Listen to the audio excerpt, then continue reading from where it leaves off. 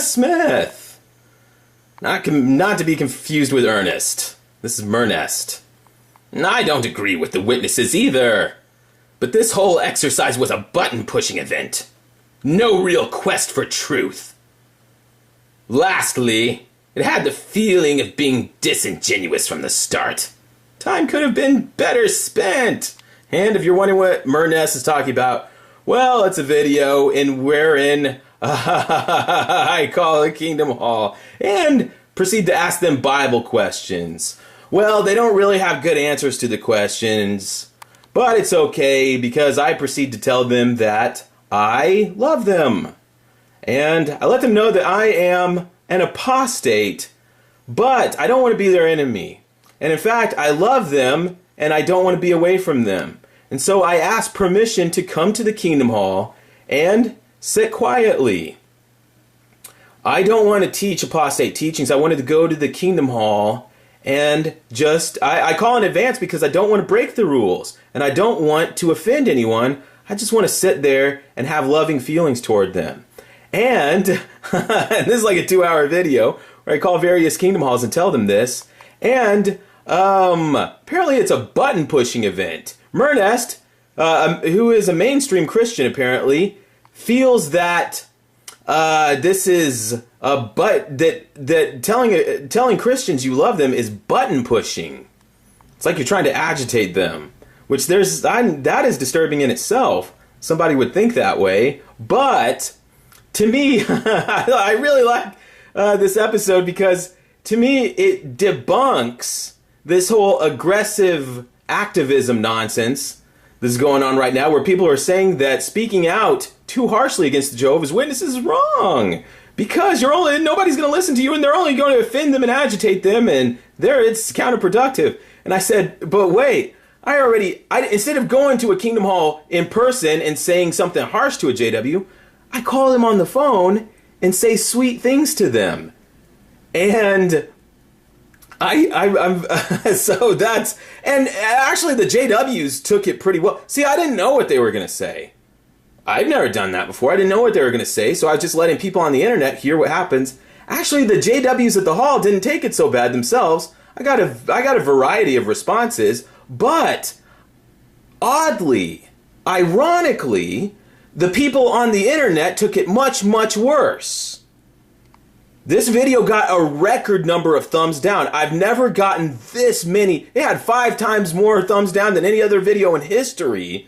And it's me for 2 hours telling JWs that I love them and I want to sit peacefully beside them. Not break the rules. I asked them in advance what the rules are because I don't want to break them. I want to obey the rules. You're telling Jehovah's Witnesses that you want to obey their rules and people on the internet are pissed off. This is why I don't buy this aggressive activism horseshit. You gotta be kidding me. I just proved that you can't say or do anything right if you've been labeled an apostate.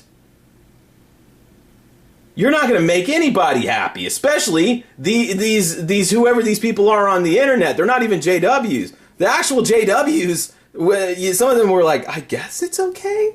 These are the people saying it's not okay. How dare you? How dare you say I love you to JWs and then ask them Bible questions and they don't know the answer and you say, well, I love you anyway. Let's shake hands. Let's live in peace. What's going on with Mernest? Well, I guess we'll find out. Apparently Jehovah's Witnesses are these porcelain dolls you can't even talk to because they're like fine china. They're so delicate that you don't want to. Oh no, you can talk to them but you have to sit there and let them be studying with you. Anything other than that apparently is off the table. So don't even try. But anyway, we're trying to figure Mernest out here. So I say, hi, Mernest. May I ask, do you consider the door-to-door activities of Jehovah's Witnesses a button-pushing event or a real quest for the truth? Neither, really. Door-to-door activity is for recruitment. Oh, well, why didn't you say so? Not truth-seeking. That's interesting. It only pushes buttons if you let it. That said, the phone conversation seemed to be one rather large attempt to steer the conversation away from objectivity into harassment. Asking questions to JWs, and then when they don't know the answer saying, well, I love you. I love you anyway. Harassment.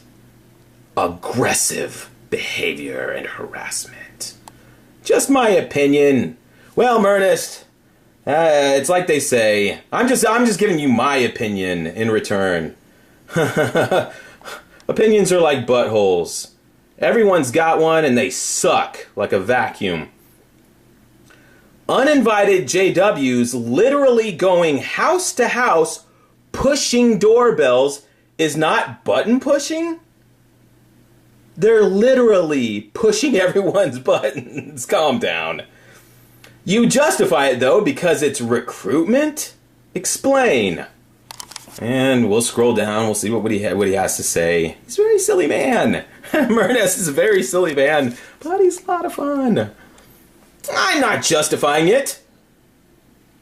I'm just saying that button pushing, i.e., pushing you to be aggressive, How does an outsider push a Christian to be aggressive? Rhetorical question. How does somebody calling on the phone, asking Bible questions, no matter how silly you think the question is, how does a person asking Bible questions to a JW drive them to be aggressive? You're driving them to be aggressive is largely to do with the intent of the JW. I can just thank them for stopping by and close my door.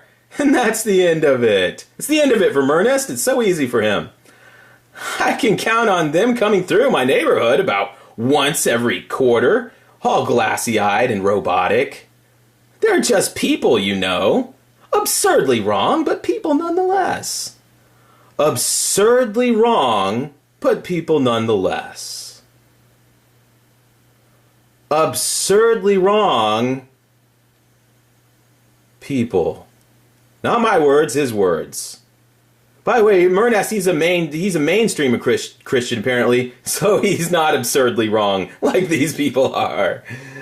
I just think it's interesting that Ernest, his words, absurdly wrong people, he isn't bothered that he isn't bothered by the fact that they're taking kids with them to do this absurdly wrong thing.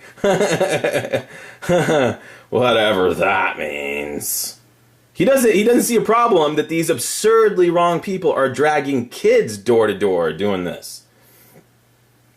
Ernest seems to be buying into this mythology that JWs can be absurdly wrong but not harmful to anyone. It's a mythology that JWs have spent a long time building up, and they don't mind if you laugh at it. Just don't mess with it. This is a big success. The biggest success that Jehovah's Witnesses have ever had is creating this popular, widely held idea and image that millions of absurdly, comically wrong and absurd people can go door to door, and it's harmless. Someone left a message for me the other day. I got a message. Somebody said, "You worry me." And I told them, we should all be so worried. You know what? Let's take the loaded language. Let's stop for a minute. Take the loaded language out of this discussion. Forget that word absurd. Let's drop that. It's too loaded. People, JWs, will say people who have a non-traditional, unusual view about life and reality. The new system of things. It's coming, by the way. Jehovah's Witnesses themselves will agree with you that they do not see reality the same way you do. They'll be the first ones to tell you that. They do not see right and wrong the way 99% of other humans do, and they're proud of it. There are no bones about it. It is a clear and pronounced break from normal thinking and normal actions. It's intentional, and they're happy about it, and they will acknowledge it all day long. Now, I want you to tell me,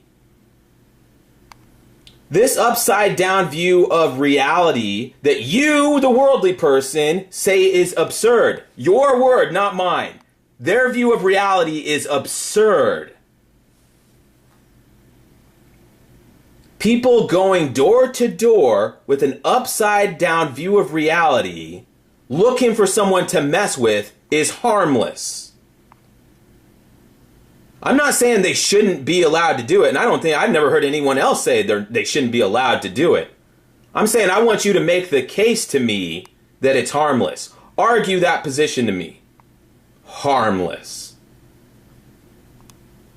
I want you to think about, you in the audience, I want you to think about people, be it the JWs or any other religion, that believe they have God's backing. And that God has licensed them. Because with Jehovah's Witnesses, it's the whole shebang. They got Jehovah helping them out in service, and they got the angels flying around them. They have the angel, when you're at a door with the Jehovah's Witness, what you, the worldly person, don't know is that they have an angel floating above them, telling them what to say and influencing them with the Spirit, and it's an angelic. They're just the vessel. This is angels doing this. This is Jehovah and Jesus and the angels working through them, the vessel. And it's swirling around in the atmosphere and also in their brains. And that you, the worldly person, standing there, are not even aware of it. We're talking about people who say they know God's plan. People who believe they have God's backing, God's approval, and that God has licensed them to interfere in the lives of others. They have a personal license to mingle and manage other people's affairs. They involve themselves in other people's affairs. Do you think this view of reality is inherently harmless? Rhetorical question. Don't have to answer, Mernest. You've been frozen in that position for a long time, by the way. I'm worried about you. I'm worried you've had a stroke, Mernest. He's not moving. Is he okay, friends? He seems to be frozen in this bubble. He's so tiny. Do you believe that this view of reality is inherently harmless, or do you think there is the potential for something to go terribly wrong? Because JWs are the first ones to tell you that they're just imperfect people. We're just imperfect people. And yet the license remains. We've all heard stories of somebody working in an office and one of their co-workers left a plate of Christmas cookies for them. And they come back a little bit later and the cookies have been thrown out. One of their fellow JW co-workers helped them to make the right decision. And please Jehovah. I'll tell you a story, true story, I wanted to share with all of you if you have time. From our Kingdom Hall, this was years back, a family in our hall had purchased an old farmhouse out in the country. They were very excited about it because they got a good deal, a once-in-a-lifetime deal, that this family finally got their own house out in the country. And anyway, they were very excited, and this house out in the country, it had a big red barn sitting next to it. And on the broadside of this barn was a picture that had been painted. It was like a big mural. And in big white letters, it said, Noel. And below it, there was a, what do you call it, a baby in a manger scene, baby Christmas or whatever. And it was the decoration on this barn. And the people that drove by on the road, everyone would see it. It was a big, and everyone had seen it. It was by the highway there. Everybody drove by, saw the big picture of baby, the baby scene there. Well, when the family got this house, news of it spread throughout the congregation. And on that very same day that this news was spreading around, a man from the Kingdom Hall named Milton went and got a bucket of brown paint and went by himself to this house and painted over the mural. He took it upon himself, hadn't been invited. Let me be clear about this. He hadn't been invited by anyone. He took the liberty upon himself of going on these people's property and smearing shit brown paint all over the side of their barn where this picture used to be. He didn't paint the barn, friends. He didn't repaint their barn for them. He defaced it with shit-colored paint. Got it all over the grass. And then left the bucket there, too. Walked through the grass, went back to his car, and drove away. And the people didn't even know about this. Hey, I'm not even sure the paperwork was finished. I'm not even sure that... I mean, the deal could have fallen through, or somebody could have backed out. Anyway, the people were unaware that he had done this, and they found out when the guy announced it in front of everyone at the Thursday night meeting. I was there. There's a group of people standing around talking about this new family's house, a group of 25 people standing there, and this man just announces in front of everyone that he had gone onto these people's property, trespassed, and vandalized their building. And he's announcing this, declaring this in front of everyone, and the elders are standing right there. The elders! This was destruction of property.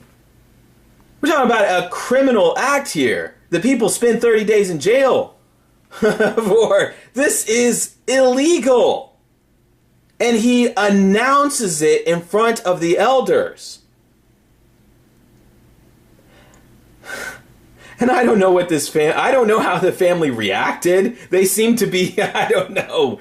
They seem to have a blank look on their faces, I remember. But I don't know how they secretly felt about this very bold act by this brother, but I don't think they had the extra money to repaint the barn at that time. I don't think they were ready for that barn to get repainted quite just yet, because for the next 2 years, it stayed that way. For the next two and a half years, everyone that drove down the road saw this big brown eyesore where baby Christ used to be. And they wonder why people don't take the magazines. But the thing is, this is not an uncommon event. This happens all the time.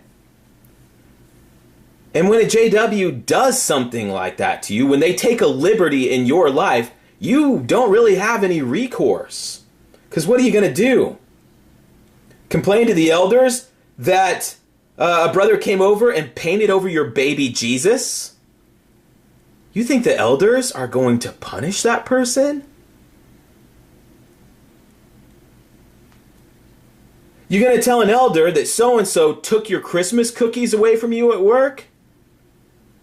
And the elder says, so you really wanted those cookies, huh? You're not going to, you're in an no-win scenario there. You're not going to win. So you're not going to have that conversation with an elder and not lose a privilege, or at least have them look at you sideways from now on. And so everyone just understands it's not worth it. And that's how these militant JWs have come to have so much unbridled and unchallenged power. And every JW congregation on earth has 1 or 2 or 3 or 4 or 5 of these vigilantes operating. And I have seen them terrorize people's lives. It's usually women. It's usually an elder's wife that is doing this, and they're unstoppable. They're out of control. It starts small. They dip their toes in the water and see how much they can get away with, and they keep building on that, and they go further and further. And then before long, they're spanking other people's kids. I've seen JWs at assemblies, and a little kid be running by, and they grab someone else's kid and start whipping them because they were running in Jehovah's house. And that person is just very zealous for Jehovah's house, you see. In Mernest, you're probably laughing about all this and saying, none of that is going to affect me. That's just the quirkiness of Jehovah's Witnesses. It's fine. I live next to JWs on both sides. They're my neighbors. They're fine. They don't mess with me. I have JW relatives. I don't mind any of that. I hear you. And I guess you're right, but riddle me this. What if one day the power grid goes out? What if someday, for whatever reason, the government, the local government, it shuts down. It's just not there anymore. And there's no anything anymore. There's just darkness, and you're fumbling around in the darkness looking for your flashlight. And you turn it on, and there on your kitchen table is your JW neighbor standing there, wearing a toga. And they tell you they're God's messenger on this earth.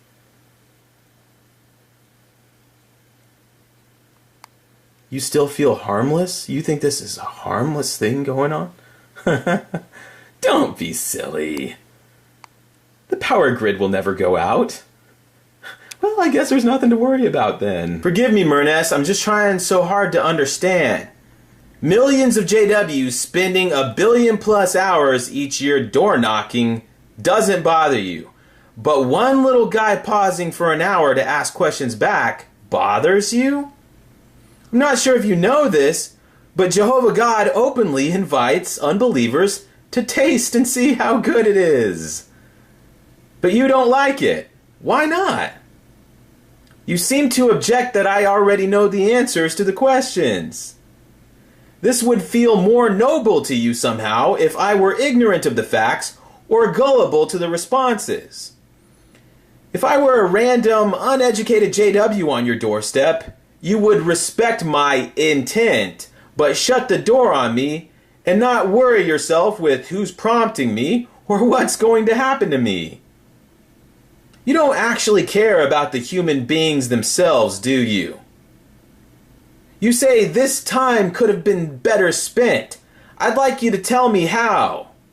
I'm not being sarcastic. I'd actually like to know how you would have preferred this video to be. And Murnest objects to that. He says, you don't actually care about the human beings themselves? You don't know that. My primary complaint about the video is that it was in and of itself disingenuous. Why didn't you? I assume that was you. Be more direct. Yes, he was asking questions, but it was more to feel you out. So you shouldn't feel someone out when you're talking to them? Whatever. He was trying to feel you out for motive. That sounds kind of yucky anyway. Next time somebody talks to me about feeling, I want to feel you out, I'll say, taxi, I'm out of here. That's how it came across. Were you trying to introduce a scriptural view of Christ and salvation, or were you just trying to be a better witness? It wasn't clear. And we'll scroll down. He's still talking.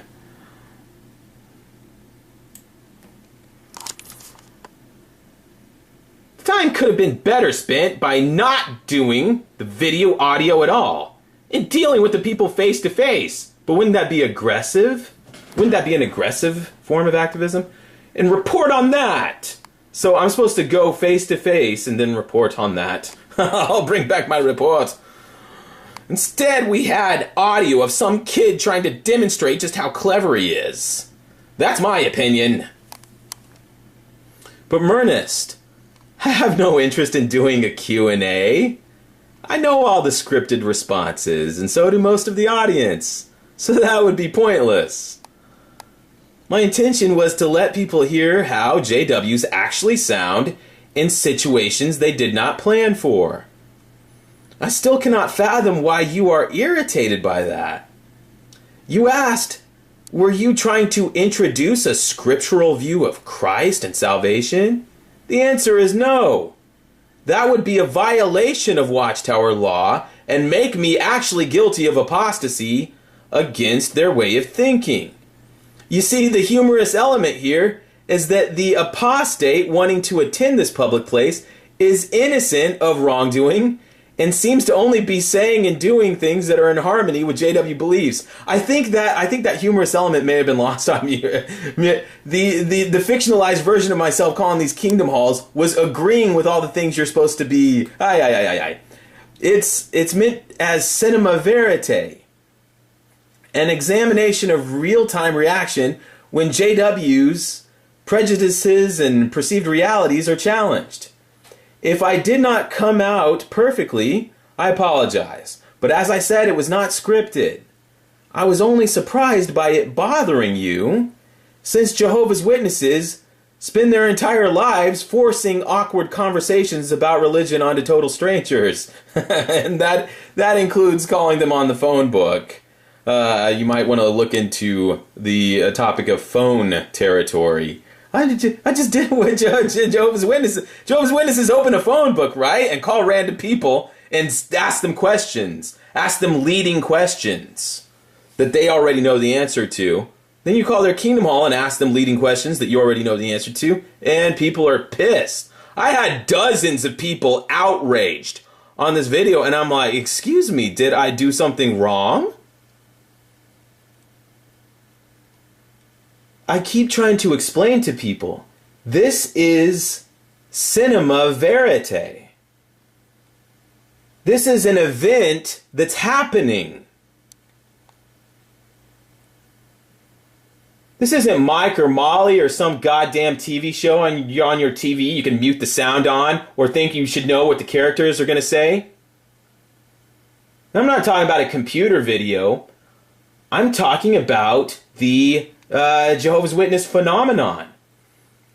The story of Jehovah's Witnesses that began 100 years ago, this is the natural, eventual conclusion of the matter. And people like Mernst don't want to see it or don't think it should be happening. Well, how can it not be happening? The Bible says, how can you rake fire into your chest and not get burned? But that's what people want to be happening right now. Watchtower's been playing with fire for 100+ years, but somehow they want to get away without feeling the burn. They want to walk away from it now and start jw.org, start all over, and not feel that burn. We had fun playing with fire, but now it's over. We'll put it down. For 100 years, they've been playing God with people's lives. And now the people's kids are grown up and angry as hell. But the governing body wants to keep them held down and muffled as long as possible so they can continue living the last 15 years of their old age in the luxury and comfort that they are accustomed to. Living in that tower of luxury, the safety of it. Spending money they got from these angry people's parents and grandparents. And so they're going to buy out the time. They're just gonna try to coast through and skate through these last years of their old age without feeling the wrath of the protesters and picketers. And they have accomplices on the outside trying to help them pull this off. Is that too strong of a word? Accomplices? Accomplices. Going to help them hold these people down. Stranglehold them, keep them quiet, so the governing body can get away without feeling the burn. Bible says you reap what you sow. You can't begin something and then have a different ending. God's telling you the universe doesn't work that way. It'd be like Jehovah's voice returning to him without accomplishing his will. There's this new fad on YouTube of people putting down protesters. Putting down people who protest the Watchtower.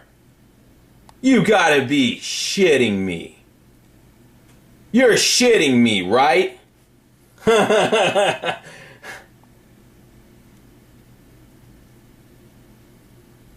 You have people saying, no, you just don't understand. That's not going to work. Don't do that. It won't work. And I'm sorry if this offends you, me telling you this, but that is the reality of the situation. And I just want to get you to accept the reality of the situation. No shit.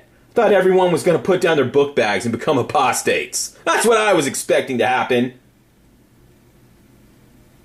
Look, nobody's trying to hurt anybody's feelings here. These are just opinion pieces. I'm sorry if I'm offending you. I'm sorry. I'm sorry.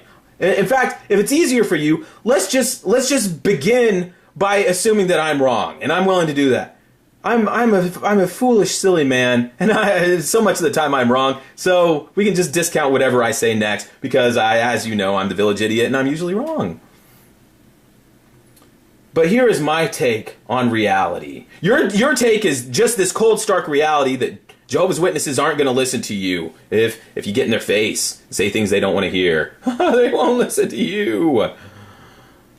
And that's just the reality. Well, here is my humble take on reality. If someone has been molested, or someone in their family has been molested, you're not going to rein them in or control their behavior. You cannot heap enough shame or embarrassment upon a person like that to break their determination. We're just talking about facts and reality as I see them. You're not going to stop people who have family members who have been molested, or someone they care about has been molested, or just care about people who have been molested. I don't care if Jesus, Mary, and Joseph crystallize in front of these people. They're not going away. Do you understand that? Is this hurting your feelings to hear this? I'm your friend. I like you. It's irrelevant. I'm telling you the truth. They're not going away. So you can quit bitching about them. And if your feelings are hurt, I'm sorry. I'm telling you. Just telling you the cold, stark reality.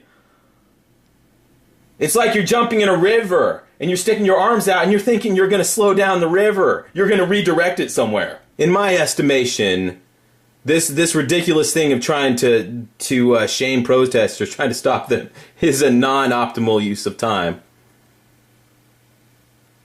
I just think the time could be better spent, since you're in a fruitless endeavor that won't work. You know, every year, this new trend resurfaces. You think this is a new thing? God almighty, I've seen this 5 or 6 times. This is an annual event of putting down protesters, acting like they suck. Pops up every year. And every year I tell you in plain English that it's hot air and bullshit. You think this year I'm going to whistle a different tune because it's the popular thing now? Oh, you're out of your mind. I was talking to a friend of mine on the phone the other day. Good friend of mine. He's been an apostate since like 1997. This man's been around a long time, and we were just having one of our chats the other day. And he was marveling at how every year, every 6 months, it's like Watchtower keeps trying to take this anti-protester thing, and it doesn't work, but they keep trying to retool it, rebrand it. Then they keep trying. It's like they're working with it. They try to repackage it as something. Oh, this is a good idea, and then they reseed it back into the message boards. They try to every time it fails and falls on its face, they try to rework it and then reinsert it back into the stream of conversation. But the thing is, it's such a bad message that people don't even have to really respond to it. It's such a preposterous position to take that it fails on its own again and again. It fails on its own merits. I mean, my God, there's been 20,000 estimated sexual assaults that Jehovah's Witnesses didn't report to police. And you're bitching about protesters? To me, it's it's such a flimsy, wet sand thing. I've never really given it much thought or entertained it. But I guess this go-around is gaining traction. Well, so be it. So be it. I say, hey, my motto is, if Jehovah wills it and allows it, so be it.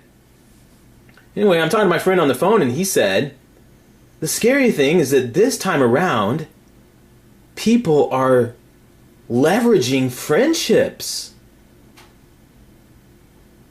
They're leveraging how much do you like me with how much are you going to agree with me.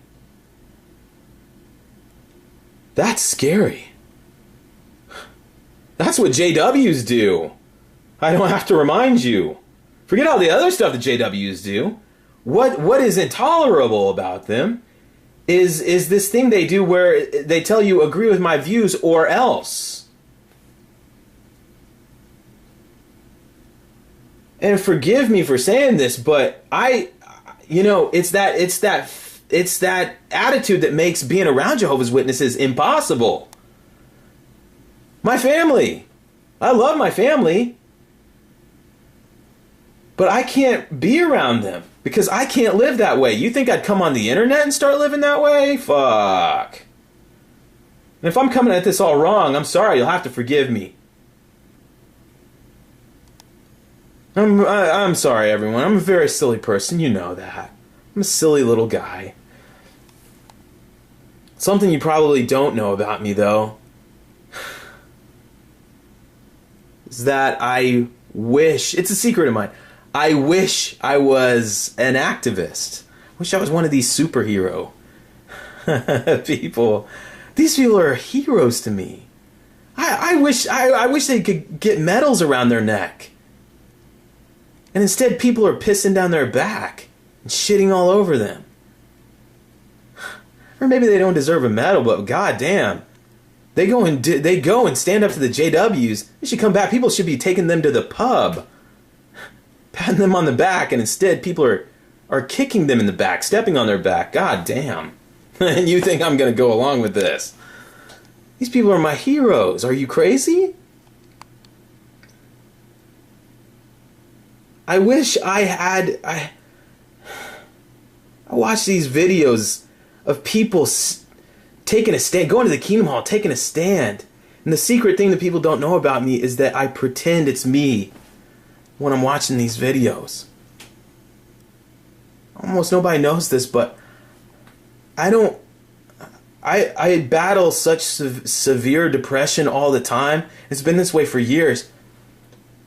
A lot of days, I don't have the emotional strength to even leave the house. Like, some days I open the door, and I just turn right back around. Some days I lay on the couch all day and I don't even lift my head. I just watch TV and I don't say anything all day.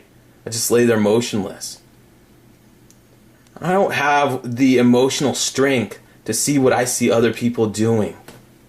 These incredible acts of bravery and courage. My God.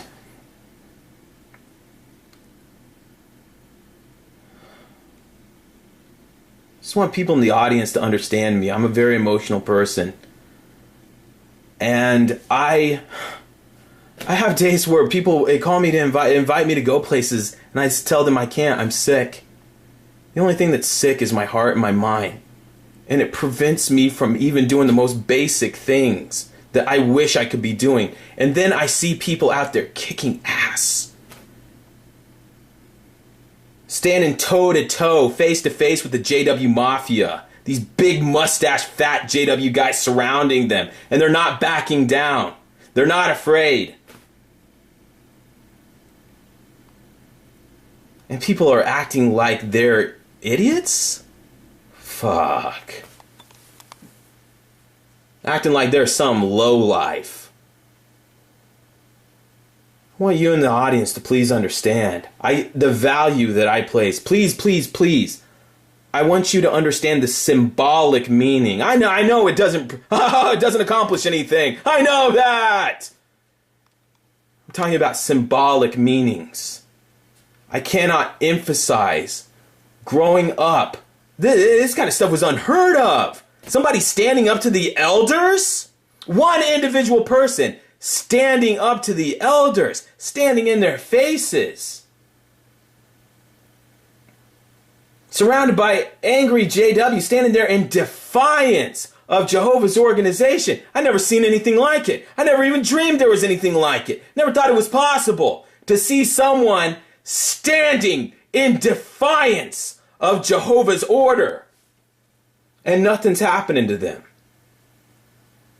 Jehovah's not striking them down. Jehovah's not eating them up with worms. Jehovah's not striking them with blindness. Oh, you want them to shut up? Well, Jehovah can make them shut up, right? Oh, he's not going to? Well, what does that mean? Jehovah's not going to shut him up, so you have to shut him up, right? Jehovah is he's in the bathroom. He went out for a candy bar, and he can't make it tonight, so you have to jump in and tell that person that they suck, and they're an idiot, and they need to shut up, right?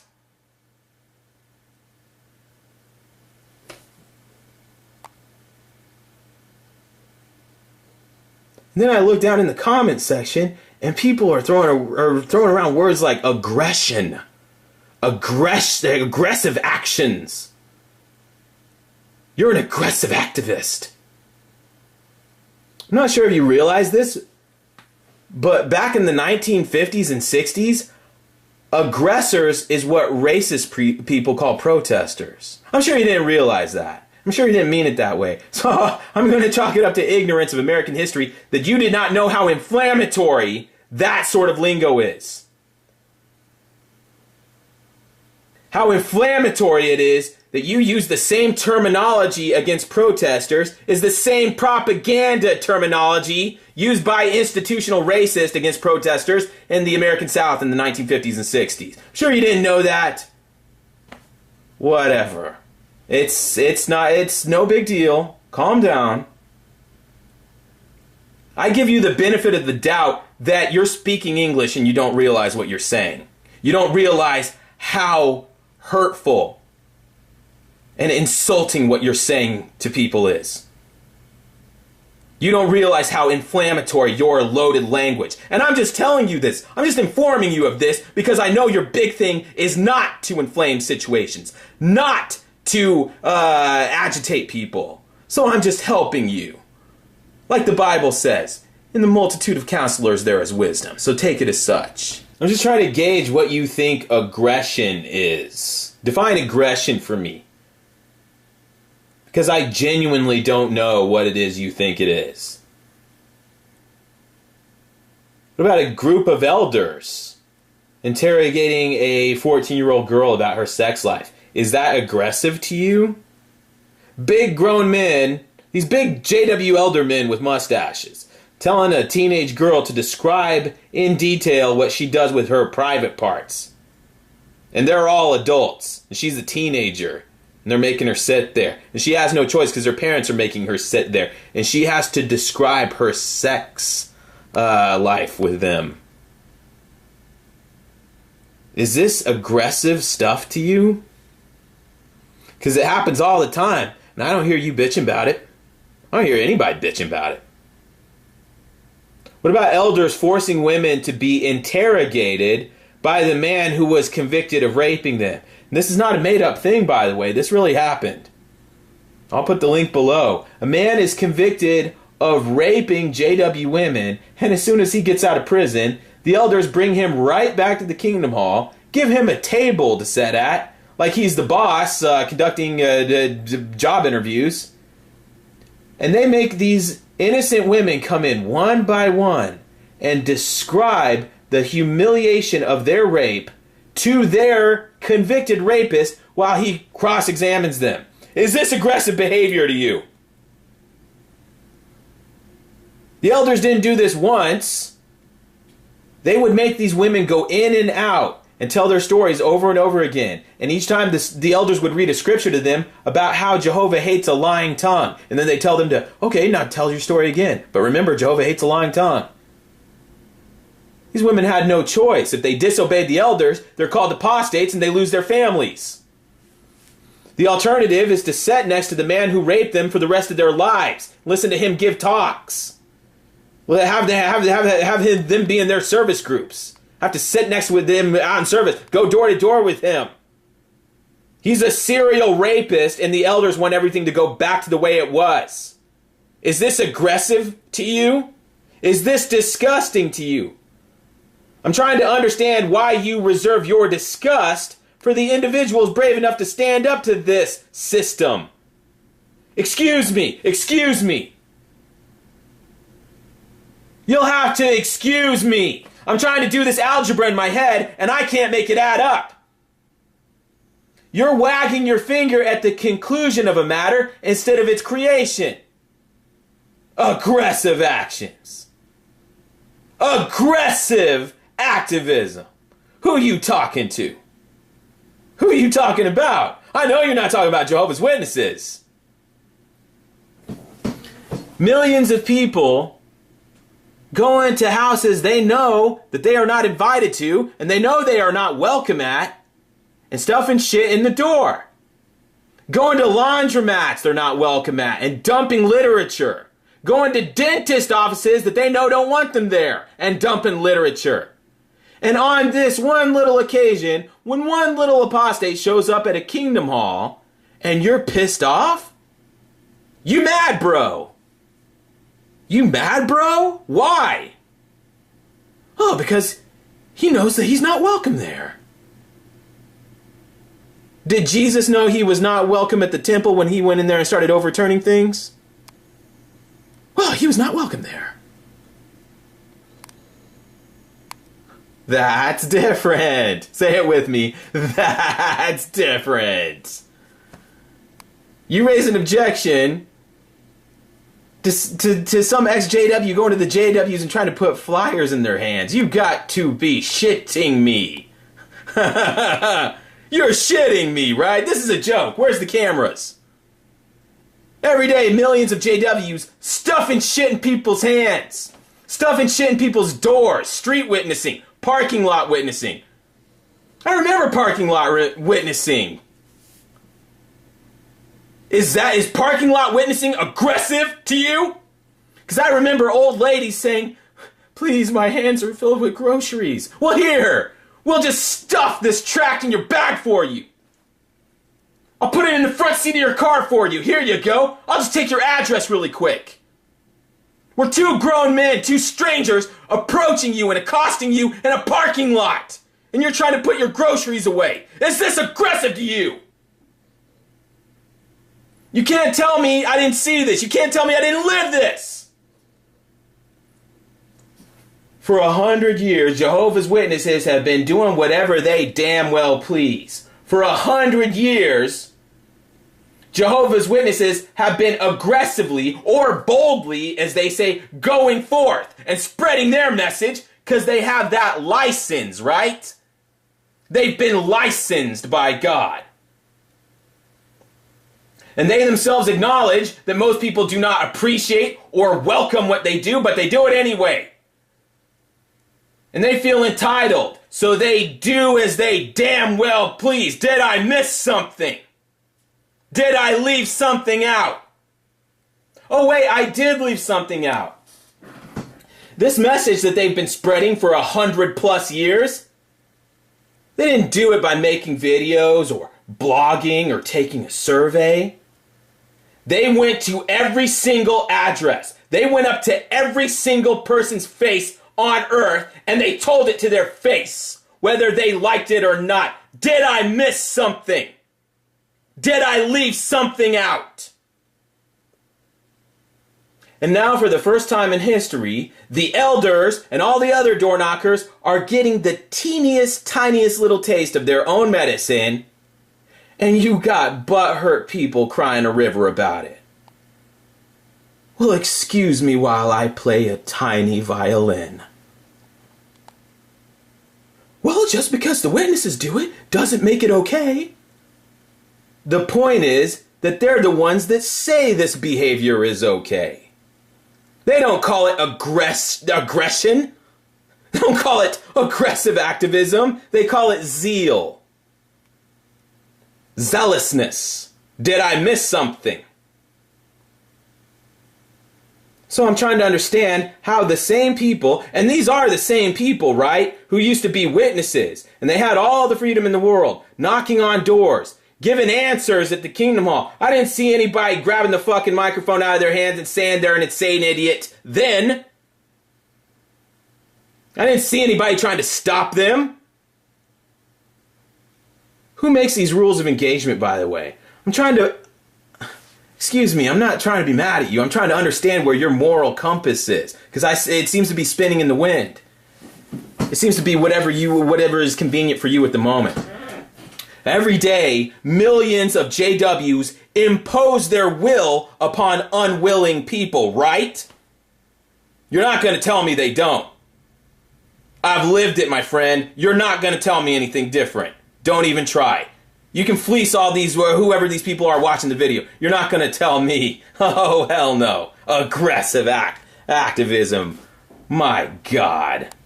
Every day, every single day, for the past century, millions of people proudly impose their agenda upon a public that did not volunteer for it or did not say they want to participate in this. And I have never heard anybody, including you, refer to it as aggressive activism. It is literally aggressive activism. And I never heard a fucking peep of anybody saying, oh, people complain about Jehovah's Witnesses all the time. I've never heard anyone implying that they don't have the right to be doing this. I don't hear anybody telling them to bite their tongue or control themselves or don't do that in public. Nobody tells them that Armageddon is too aggressive of a message or that it's too confrontational. Nobody would dream to tell them that, right? Nobody tells them that they're out of line or that they've gone too far. Nobody expects them to be relegated to the same dark corner of the internet that apostates are. By the way, what is this magical world that you don't want to see disrupted? I just don't get it. What is so precious and sacrosanct about this status quo that you want to protect it? Are we even talking about the same thing? You're acting like it's the decency of the Kingdom Hall. People acting like it's hallowed ground. I don't see hallowed ground. I see a den of iniquity. Every day what I see, I don't know what you see in your mind. I see 20,000 unreported sex assaults. Is that what you want to be preserved? What is it about this Kingdom Hall environment that's so wonderful you don't want to see it get touched? And what they will tell you is that aggressive activism against the Watchtower is not therapeutic to the recovery of individual JWs. And you say, well, I'm an individual JW and it feels therapeutic to me. Well, fuck you. We're not talking about you. We're talking about all the other JWs. This is their belief. This is what they believe. Well, my opinions are what I believe. I don't give a damn what you believe. You in the audience, is any of this making sense to you? Because it doesn't make sense to me. I'm sorry. I've spent the past 2 weeks trying to get this to make sense. I've been trying to see it from the other way around and put the pieces together like it's a puzzle and try to get this to make sense. Trying to understand people that want you to know your place and bite your tongue. But they don't bite their tongue when they're talking to you. They don't walk on eggshells for you and your feelings. They don't treat you gently. They don't season their words with salt. They don't worry about offending you. Are you getting this? They don't care about you. They don't care about your life. They're more concerned about the stasis of this imaginary bubble world of JWs and making sure it remains intact and not be desecrated in the smallest way by somebody holding a sign or walking up to them and saying something. Shit. I think it's evident that they feel this is more important than your rights. Your right to demonstrate. Your right to communicate something to the people that used to be in your congregation. You've talked to them your whole lives. You don't have the right to talk to them now in the manner you see fit. They know better than you. Because you're insane with anger. You've lost your mind. Oh, no. You have every right to speak your mind. Just not on that sidewalk. And not on that day and not to those people. You have every right to express yourself. Just not in the time, place, or manner of your choosing. Are you okay with this? You in the audience, are you really okay with this?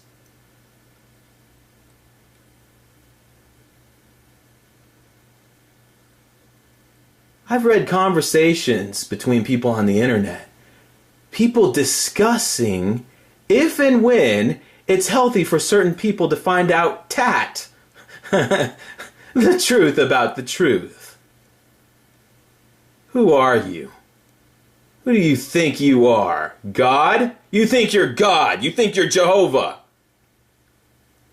We're not talking about where Grandma hid the cookies. We're talking about pertinent information that people base their futures on. And instead of manifesting it freely into everyone, instead of just expressing this truth to everyone everywhere and letting people decide for themselves, you see fit to wield this and measure it out by your calculation, like you're God, like you're playing chess. And we're not talking about government secrets. We're talking about free public information in a free society of free citizens. And someone's going to walk right up to their face and just tell them the truth. And you're trying to shame that person out of doing it. You're trying to prevent them. How goddamn dare you? Where do you get off? How dare you? Who do you think you are? XJWs putting labels on other XJWs, using catchphrases to categorize people and explain their motivations. Simplifying complex people in difficult situations, clumping them together into one generic thing you can describe with air quotes. I'd like to remind you that's what the Watchtower does.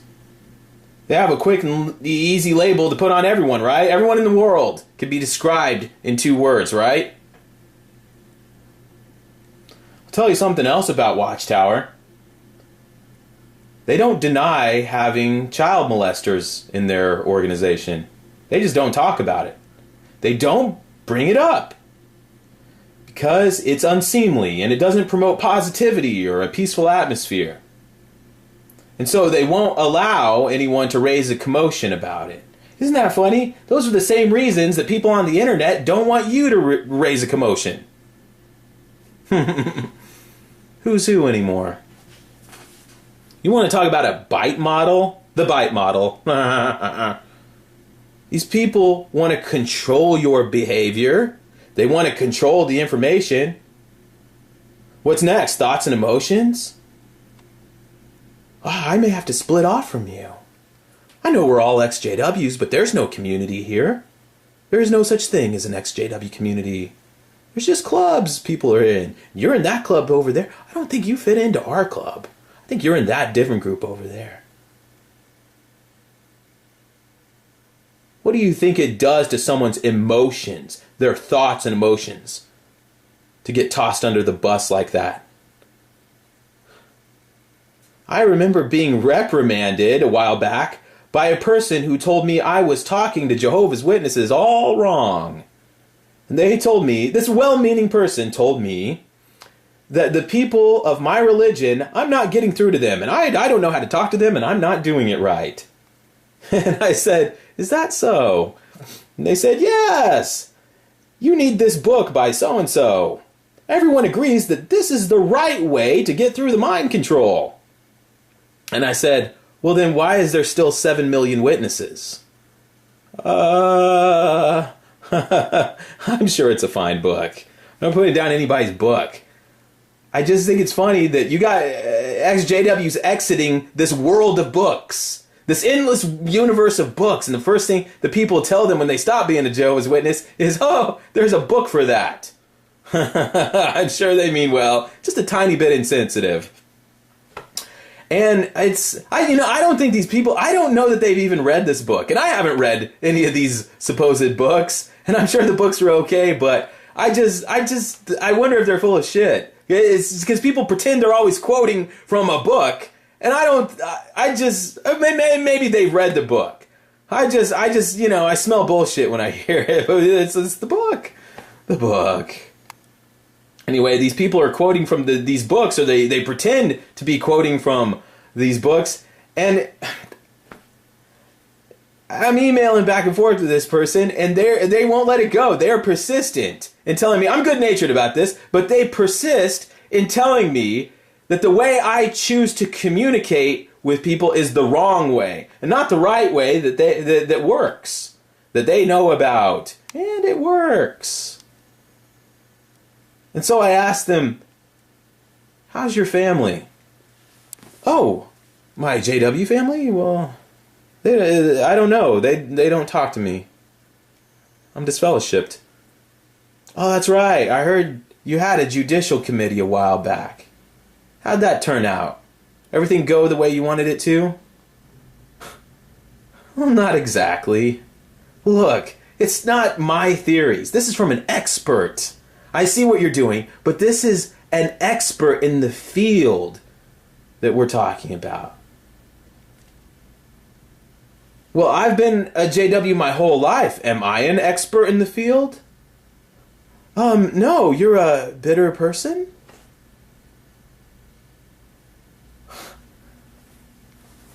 You know what, let's not get personal.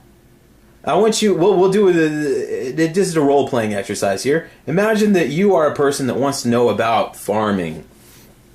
You ask some questions about farming, and someone you know says, well, there's a book about that. I'll help you get it. And you say, well, actually, I think there's a farmer standing over there on the sidewalk. I'll just ask him. And they say, that's not a good idea. Why?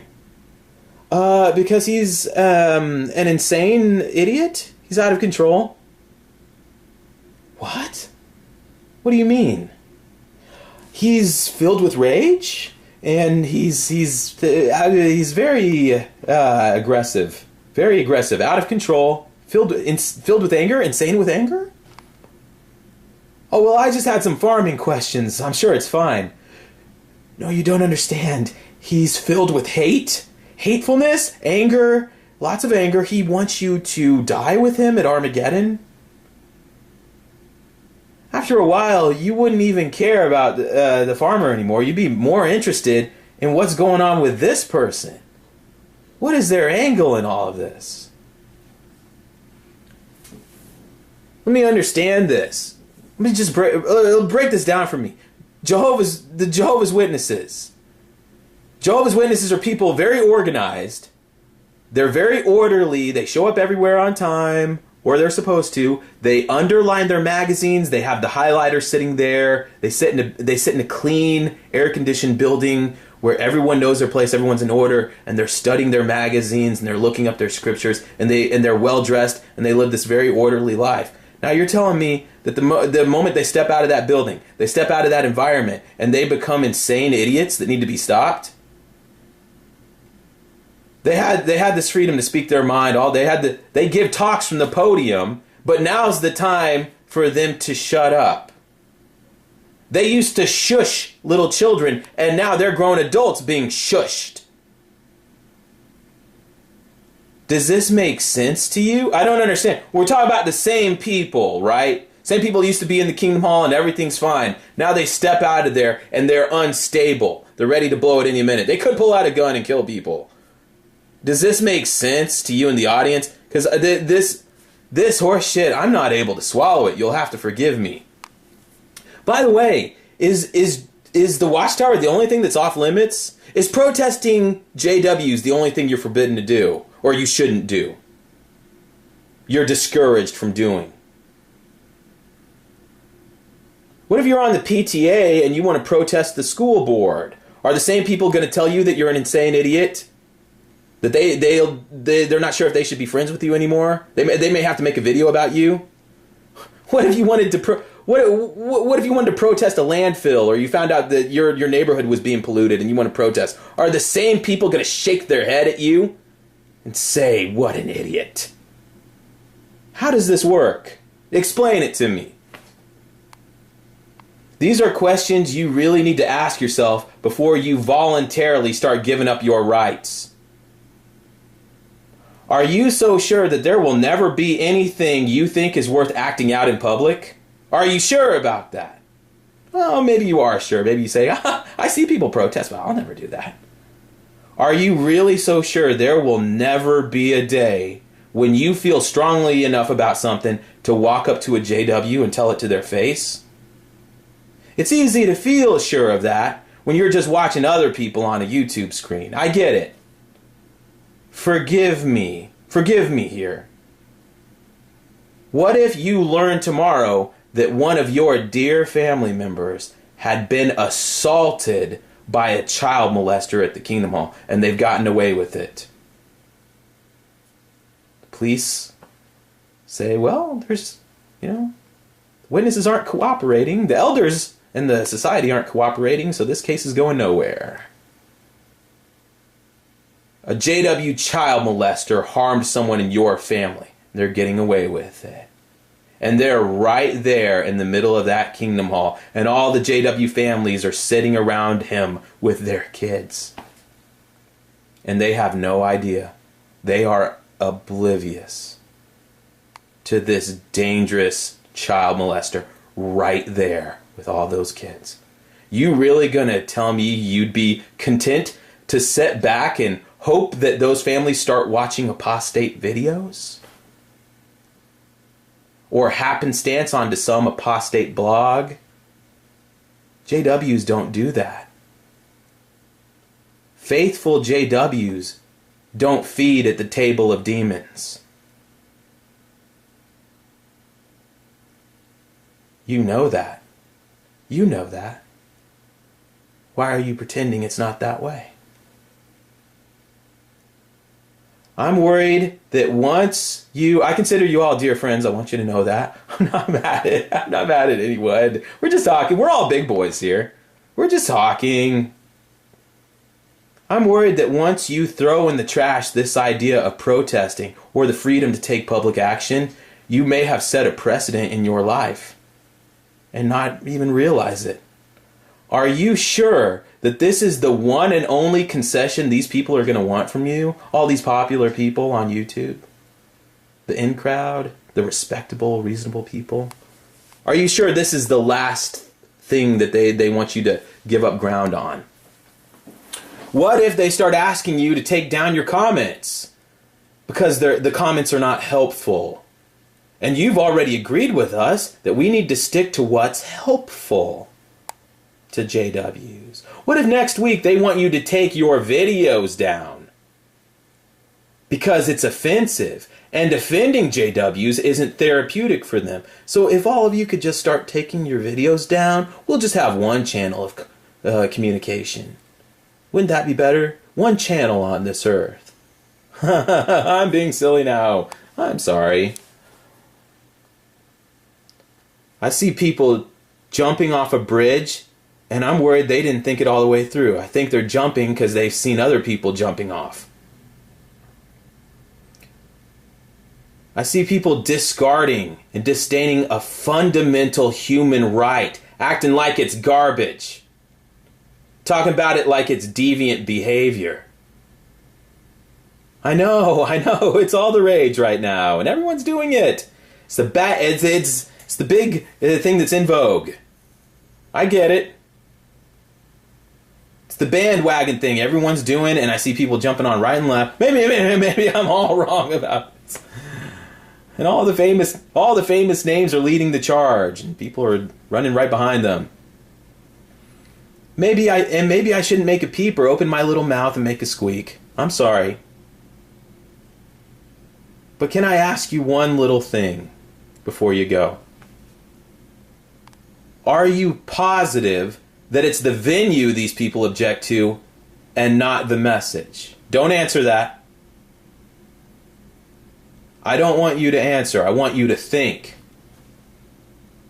Are you certain it's not the message itself that they don't like?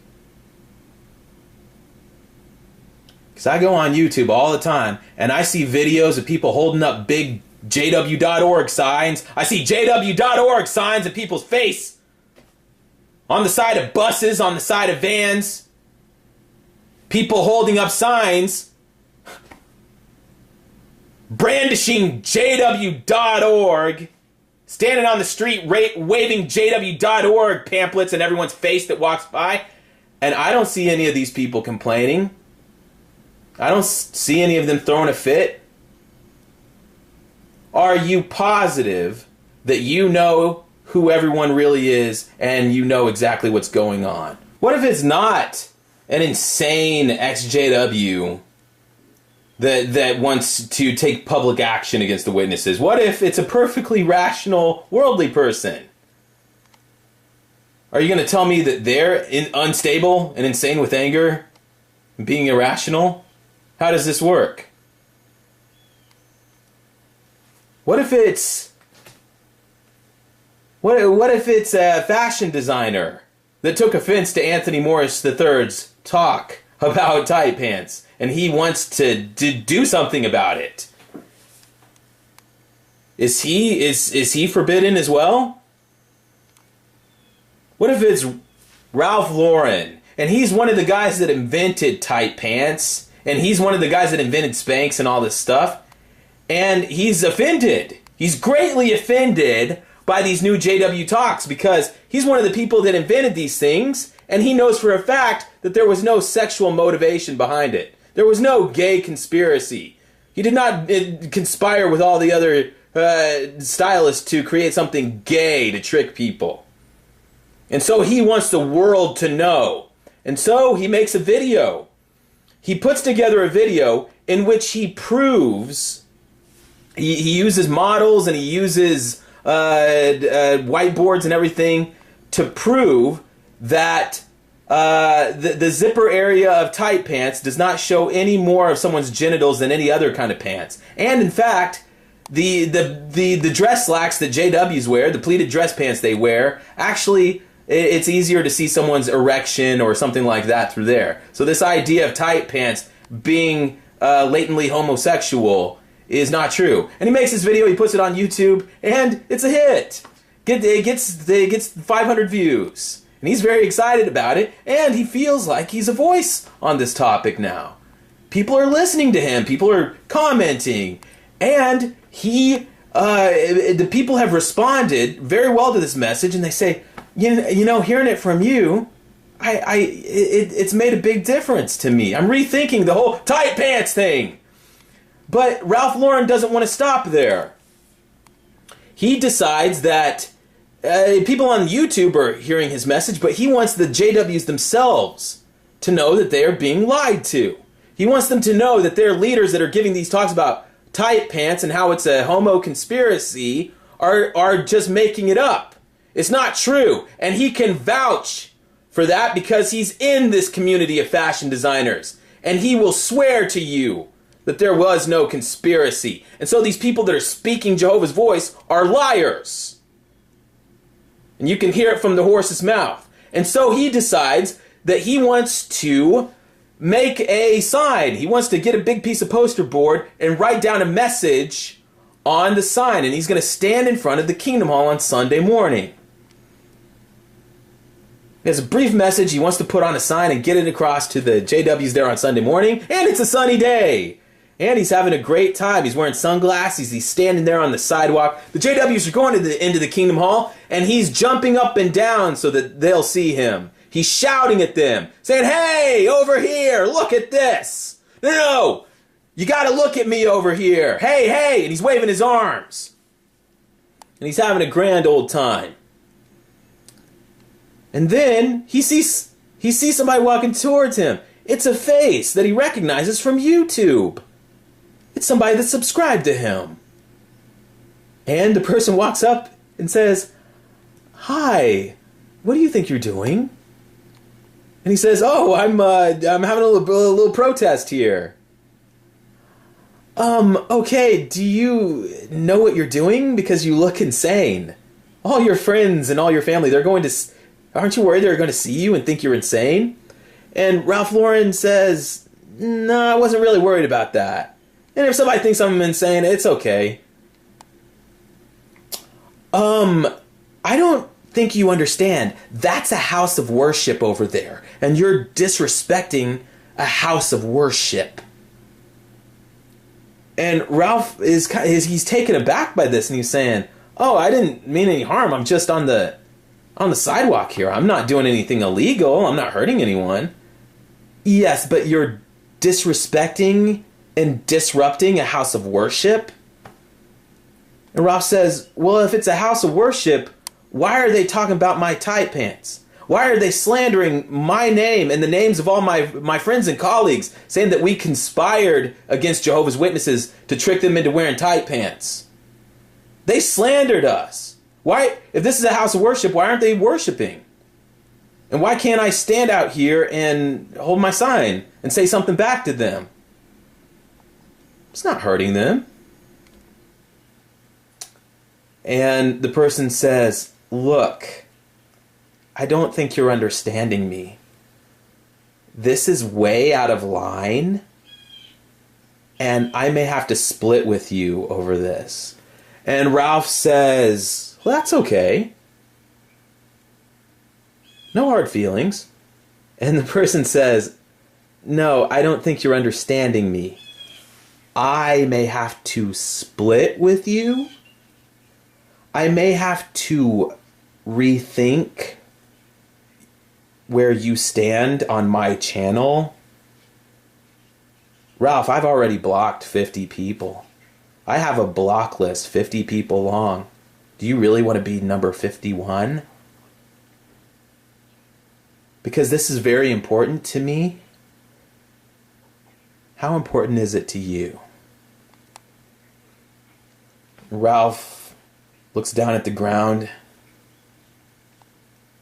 and the person says, "Look, I support your message. I understand what you're saying, but there is a time and place that is appropriate. I have a blog that I write in, and anyone can come on the internet and read it. Why don't you write a blog? That would be better, wouldn't you say? Why don't you set up a little site where JWs can come on there and take a survey if they want to? That would be less harmful. Okay?" And Ralph nods his head. He folds up his sign, and he goes and gets in his car. He goes home. That evening, Ralph is sitting at his kitchen table. He's sitting there with his laptop, and he's purchased a website, and he's starting up this blog, and he starts writing an article. He's writing and typing, and he gets about halfway through.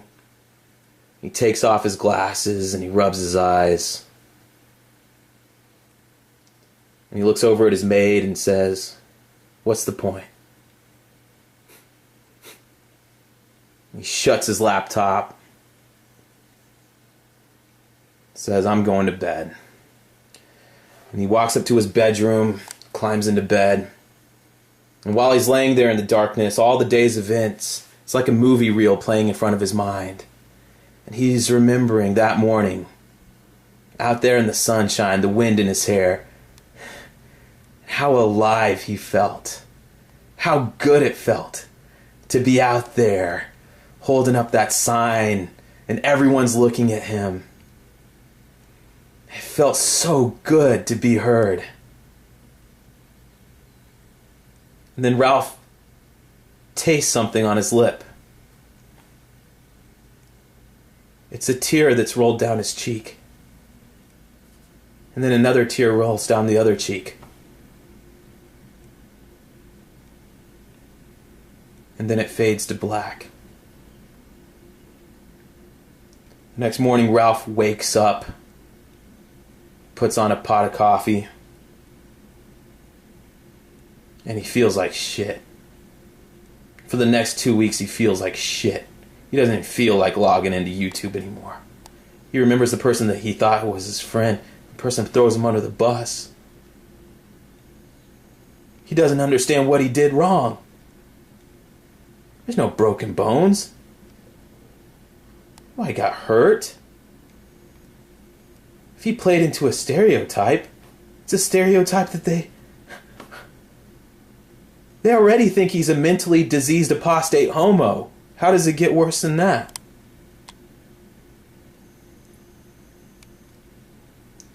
Ralph spends the next 2 weeks in a dark, sullen state.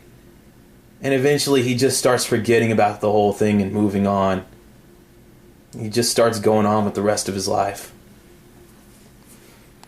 A couple years later, Ralph he has one of his fashion designer friends over. He has a friend visiting, and they're sitting out back on their Adirondack chairs. They're smoking fine cigars and sipping wine. And his friend informs him that he's begun studying with Jehovah's Witnesses. And Ralph looks at him and he opens his mouth like he's going to say something. But then he remembers the whole Jehovah's Witness thing, how it went down. And a thought occurs to him. What if I am gay? What if the Jehovah's Witnesses were right? What if I'm just a homo and I was involved in a homosexual conspiracy all this time and I didn't know it? After all, I thought I knew what I was doing. I felt confident. But then I had the rug pulled out from under me. Now I doubt myself. Maybe I did look insane out there and didn't even realize it. Maybe everyone thinks that I'm a gay, tight pants wearing idiot. So Ralph, he keeps his mouth shut. He doesn't say anything. And his friend proceeds to tell him about this great study he's having with the Jehovah's Witnesses. It's going really well. And this may be a life-changing thing for him. Say, Ralph, didn't you have something with the Jehovah's Witnesses a couple years ago? What was that? And Ralph begins to open his mouth again. And he remembers the face of that person that he respected and looked up to, and how the person put him down, put a label on him. And that label stuck.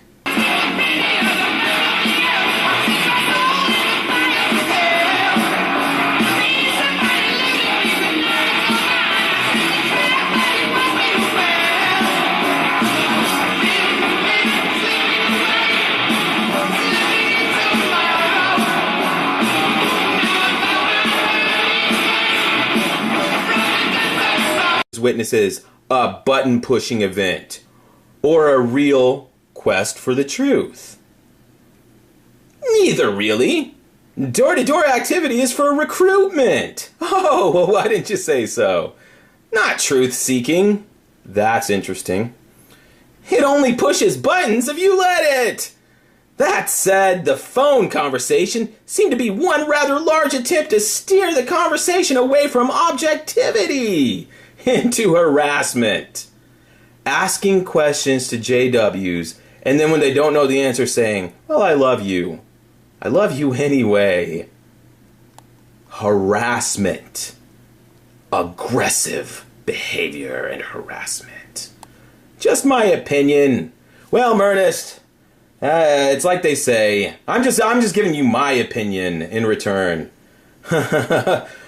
Opinions are like buttholes. Everyone's got one and they suck like a vacuum. Uninvited JWs literally going house to house pushing doorbells is not button pushing? They're literally pushing everyone's buttons. Calm down. You justify it though because it's recruitment? Explain. And we'll scroll down, we'll see what he has to say. He's a very silly man. Ernest is a very silly man, but he's a lot of fun. I'm not justifying it. I'm just saying that button pushing, i.e., pushing you to be aggressive, How does an outsider push a Christian to be aggressive? Rhetorical question. How do you How does somebody calling on the phone, asking Bible questions, no matter how silly you think the question is, how does a person asking Bible questions to a JW drive them to be aggressive? You're driving them to be aggressive is largely to do with the intent of the JW. I can just thank them for stopping by and close my door. And that's the end of it. It's the end of it for Ernest. It's so easy for him. I can count on them, come to them and agitate them, and there it's counterproductive. And I said, but wait, instead of going to a Kingdom Hall in person and saying something harsh to a JW, I call them on the phone and say sweet things to them. And I'm so that's, and actually the JWs took it pretty well. See, I didn't know what they were going to say. I've never done that before. I didn't know what they were going to say, so I was just letting people on the internet hear what happens. Actually, the JWs at the hall didn't take it so bad themselves. I got a variety of responses, but oddly, ironically, the people on the internet took it much, much worse.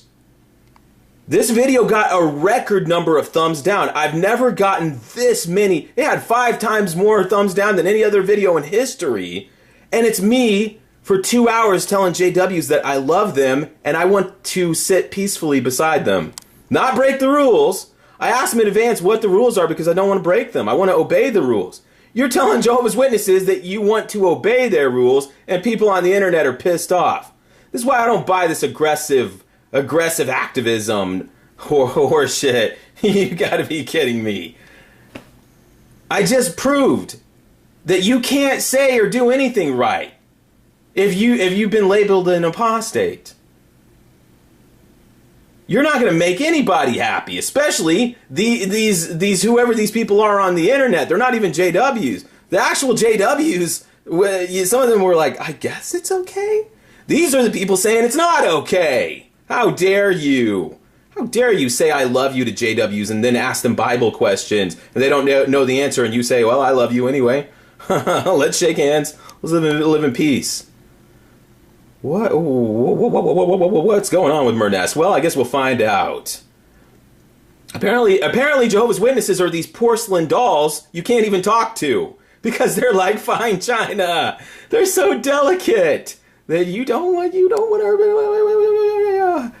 oh no, you can talk to them but you have to sit there and let them be studying with you. Anything other than that apparently is off the table, so don't even try. But anyway, we're trying to figure Ernest out here, so I say, hi Ernest. May I ask, do you consider the door-to-door activities of Jehovah's system of things? It's coming, by the way. Jehovah's Witnesses themselves will agree with you that they do not see reality the same way you do. They'll be the first ones to tell you that. They do not see right and wrong the way 99% of other humans do, and they're proud of it. There are no bones about it. It is a clear and pronounced break from normal thinking and normal actions. It's intentional, and they're happy about it, and they will acknowledge it all day long. Now, I want you to tell me,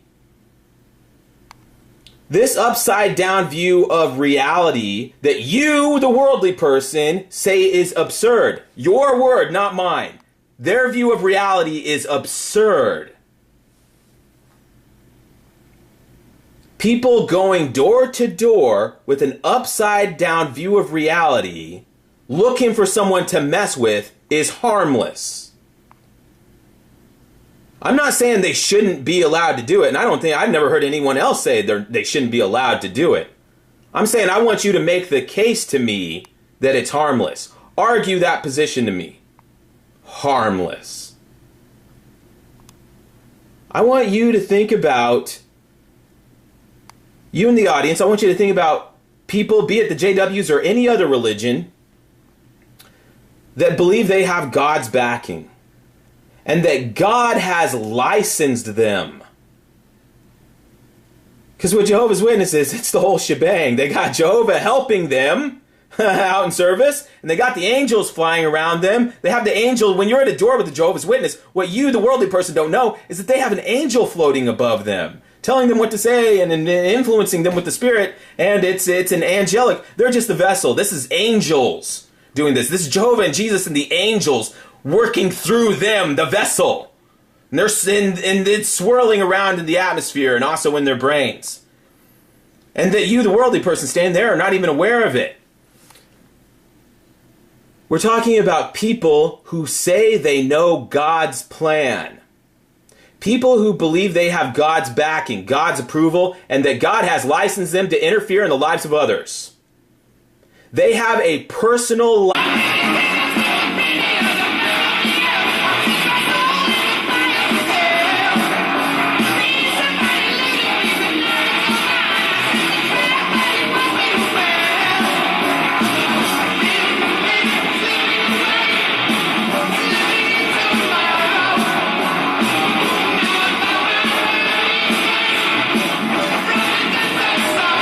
We have Murness Smith. Not to be confused with Ernest. This is Murness. I don't agree with the witnesses either. But this whole exercise was a button-pushing event. No real quest for truth. Lastly, it had the feeling of being disingenuous from the start. Time could have been better spent.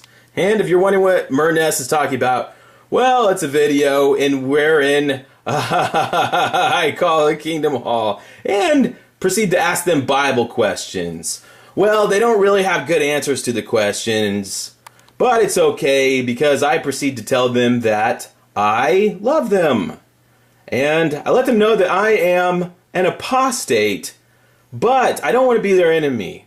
And in fact, I love them and I don't want to be away from them. And so I ask permission to come to the Kingdom Hall and sit quietly.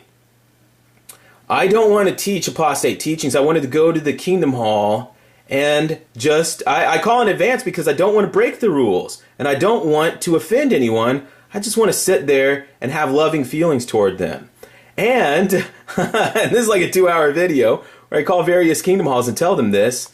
And apparently it's a button-pushing event. Murness, who is a mainstream Christian apparently, feels that this is that telling Christians you love them is button pushing. It's like you're trying to agitate them, which that is disturbing in itself. Somebody would think that way, but to me, I really like this episode because to me it debunks this whole aggressive activism nonsense that's going on right now, where people are saying that speaking out too harshly against the Jehovah's Witnesses is wrong because nobody's going to listen to you and they're only going to offend through my neighborhood about once every quarter, all glassy-eyed and robotic. They're just people, you know. Absurdly wrong, but people nonetheless. Absurdly wrong, but people nonetheless. Absurdly wrong people. Not my words, his words. By the way, Murness, he's a mainstream Christian apparently, so he's not absurdly wrong like these people are. I just think it's interesting that Murness, his words, absurdly wrong people, he isn't bothered that he isn't bothered by the fact that they're taking kids with them to do this absurdly wrong thing. Whatever that means. He doesn't see a problem that these absurdly wrong people are dragging kids door to door doing this. Murness seems to be buying into this mythology that JWs can be absurdly wrong but not harmful to anyone. It's a mythology that JWs have spent a long time building up, and they don't mind if you laugh at it. Just don't mess with it. This is a big success. The biggest success that Jehovah's Witnesses have ever had is creating this popular, widely held idea and image that millions of absurdly, comically wrong and absurd people can go door to door, and it's harmless. Someone left a message for me the other day I got a message. Somebody said, "You worry me." And I told them, we should all be so worried.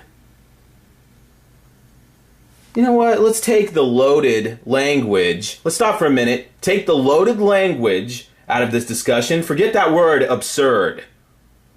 Let's drop that. It's too loaded. People, JWs, will say people who have a non-traditional, unusual view about life and reality